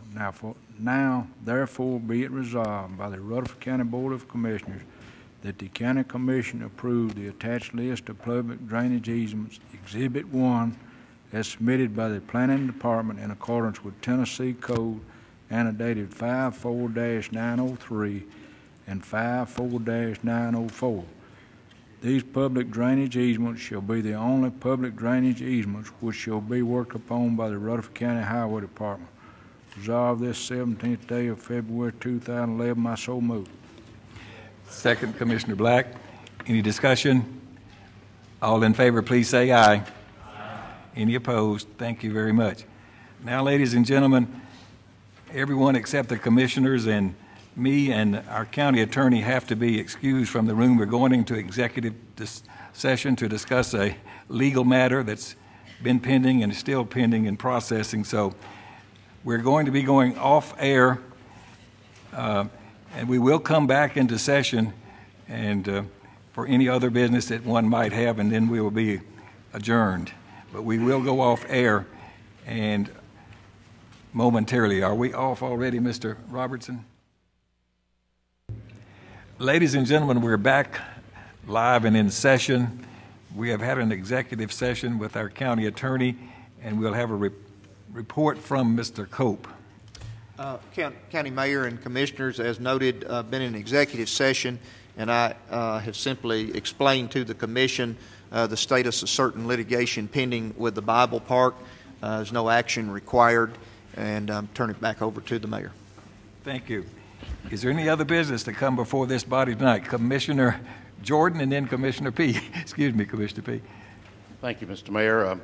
A couple of things very briefly. I want to just thank Commissioner Farley and And Commissioner Farley, you can pass it along to everybody else that took part in the Fireman Memorial and the Fallen Firefighter.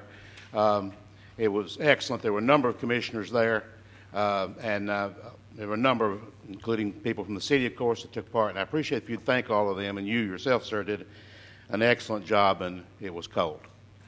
I know it was cold. One other thing, and Commissioner Allen has already read some of this in the Smyrna football resolution, which was certainly well-deserved, and that is the scholarships that were signed all over this county, and as near as I know, there are youngsters on this list. I'm not going to name the youngsters particularly, but that are from at least 12 districts that are sitting in this room. And they signed in one day for football and other sports 3 scholarships to Carson Newman, 2 to Austin Peay, 2 to David Lipscomb, Lee College, Tennessee Tech, Sewanee, Tennessee State, Eastern Kentucky, Tusculum, UT Chattanooga, Pittsburgh, Marshall, Navy, Brown, and where I should have gone to school, Princeton. No, I'm perfectly happy with Middle Tennessee State University. I realize, and certainly you do too, that talent decides these things, and to a certain extent too, the community and school and parent involvement.